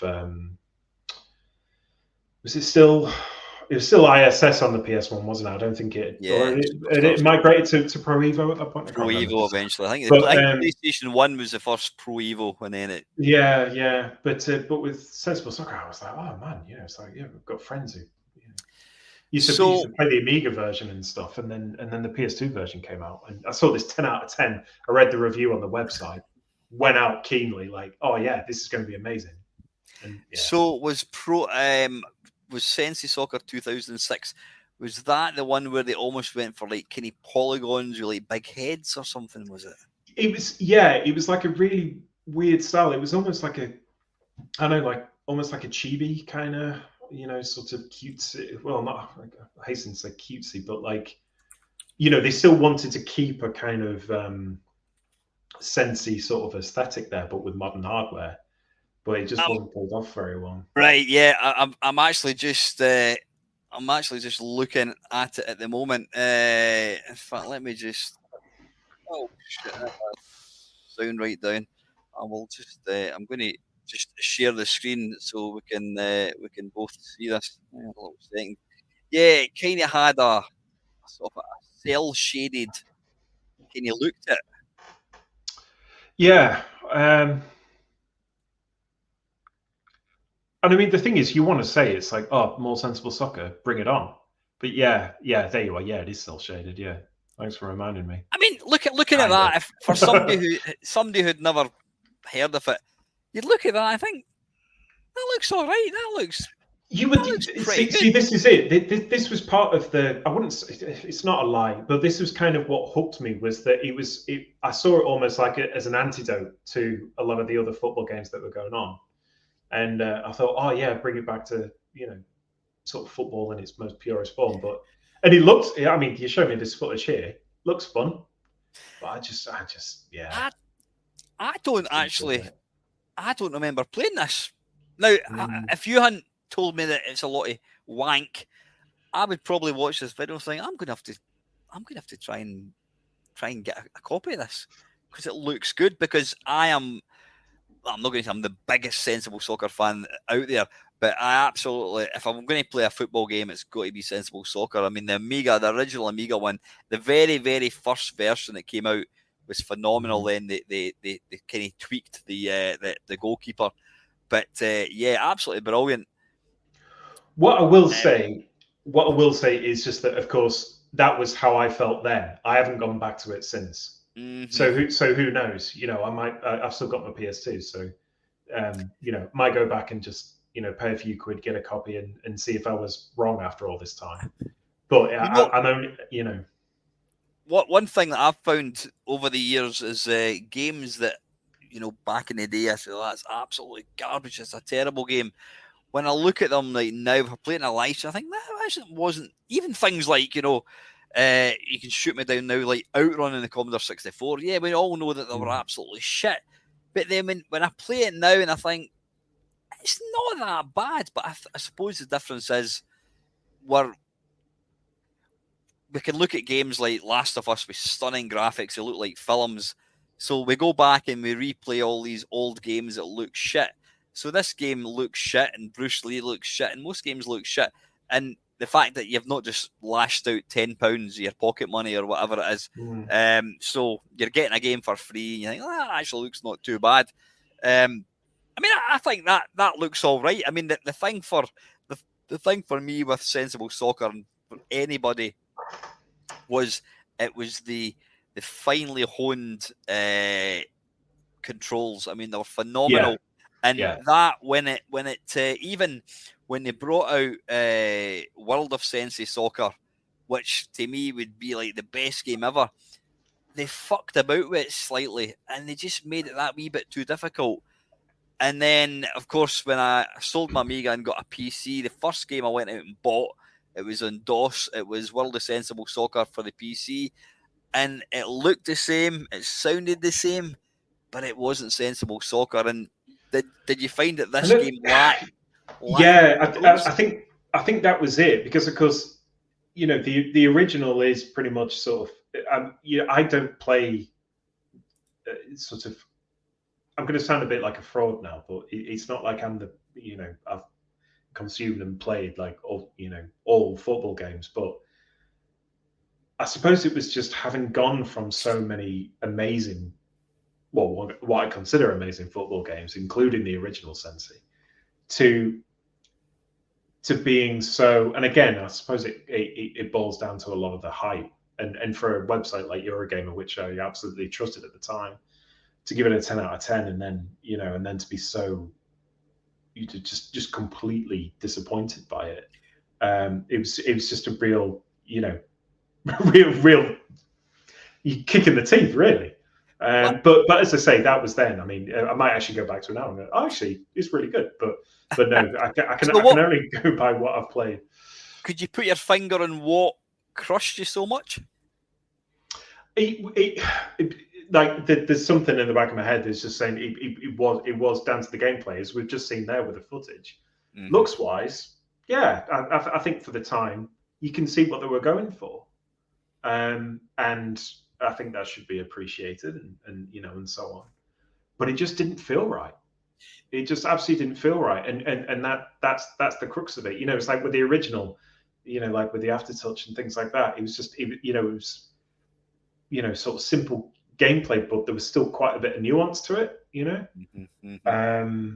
Well, a lot of nuance actually, and then yeah, with that one, it just it just didn't feel right. I'm struggling to sort of put it into words, other than yeah, there was something wrong that I just didn't gel with, and again, it's not like it's the worst game in the world like Altered Beast is. It's just that it was just utter disappointment, I think. The thing about Sensi Soccer, I mean, it was when you first saw it, it's like, what is this? This was like terrible. It's little blocky graphics. The graphics were tiny. The playability, the aftertouch, the way you could pass, trap the ball, and all that kind of stuff, it was perfect, absolute perfection. And then you obviously got used to how much of the pitch you could see in the screen at once. The graphics are wee. When you apply that to like a game like what we've just watched, the graphics are bigger. So you're changing the feel of the game because everything's that wee bit bigger, and you're messing with what made it, to my mind, the perfect computer game, the perfect football game. I think what I'm as you're talking, I'm trying to remember more of it. I think it was because some of it was because, of course, back then you were restricted with how many buttons you had, so you had to be innovative with what you did. But then when of course you had the PlayStation and PS2, and you had like all manner of buttons. I think they tried to sort of add, a bit like FIFA and stuff, like add different types of things onto different buttons. And I think maybe that was part of it. Maybe I was essentially looking for just a modern recreation of that gameplay, and then coming away from it, as I said. Yeah, and I think that applies to everything, whether it's a film or the first album. The first album's always the best album, and especially with computer games, you get a game and you think that's fantastic. I mean, I could name quite a few games. The first game is phenomenal. The second game, which I look forward to, was disappointing. Barbarian by Palace Software. The sequel was rubbish. The biggest disappointment for me was Way of the Exploding Fist. Best beat-em-up game bar none, including International Karate. And then they brought out the sequel, and it was just garbage. So, but I think especially Sensible Soccer, it was all about the controls. Incidentally, was it Sensible Software that wrote this? Do you know what, off the top of my head, I can't even remember. I think we need to look that up. I think I just tried to sort of mop up the memories that I had and sort of because pop them into the bin. But I've got a certain Mr. here that's going to be joining me in about a week's time. Yes, so yes, take him to one side and say, "Listen, Mr. Maxwell's got he's not happy with you." Yeah, maybe mention it, but yeah, as I say, it could be one of those things. I mean, there are, as you've nicely said, there are quite a few games where I thought they were crap at the time, and I've revisited them in later life, and they've actually turned out to be good, or they've exceeded expectations Not and as have actually bad. turned out to be Yeah. really, really good. So it could be that my memories of it are tricking me a little bit, but I just remember being so disappointed, and the fact that a website I held so dear at the time. Eurogamer was like my place for news. I was still getting magazines at the time, but that was the website I went to.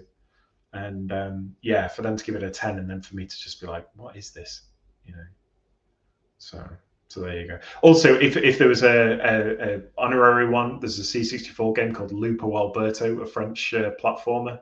The reason that was shit was just because it didn't work. I would get to the end of level 1 and then it would never load level 2.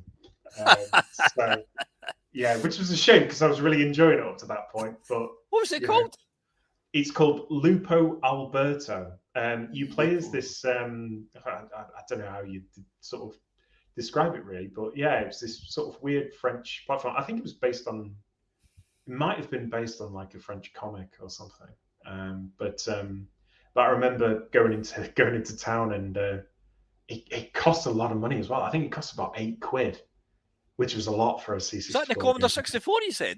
Yeah, Commodore 64. Yeah. Lupo, I've never even heard Lupo, of that. it's Lupo and then Alberto. Lupo, yep. Yeah. Wait a minute, hang on, Lupo Alberto. That's good. It's like it's like a cartoon type thing. Huh? Yeah. It had really good sprites as well, and the music was pretty catchy. But I just remember it. Yeah, it would never load past level 2. And I was just like, "Fuck this game."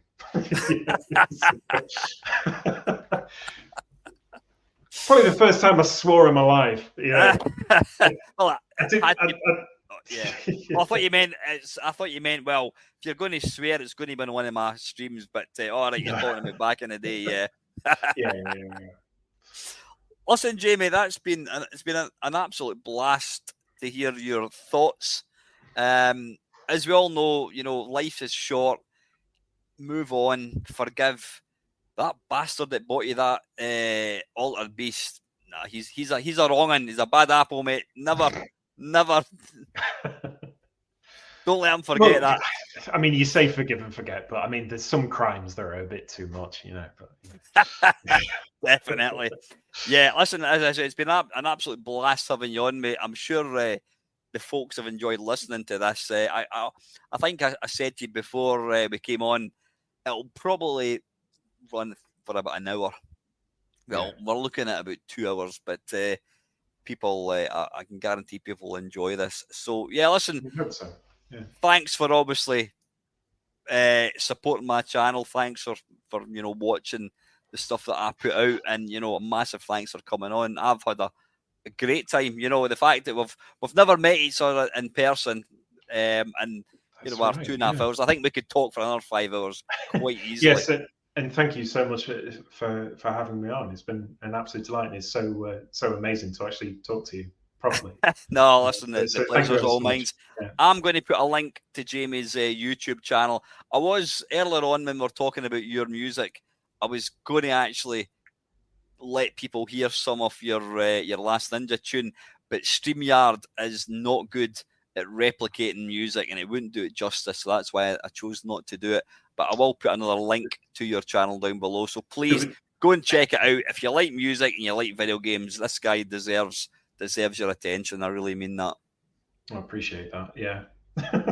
Okay, until next time, folks, as always, thank you very much for listening.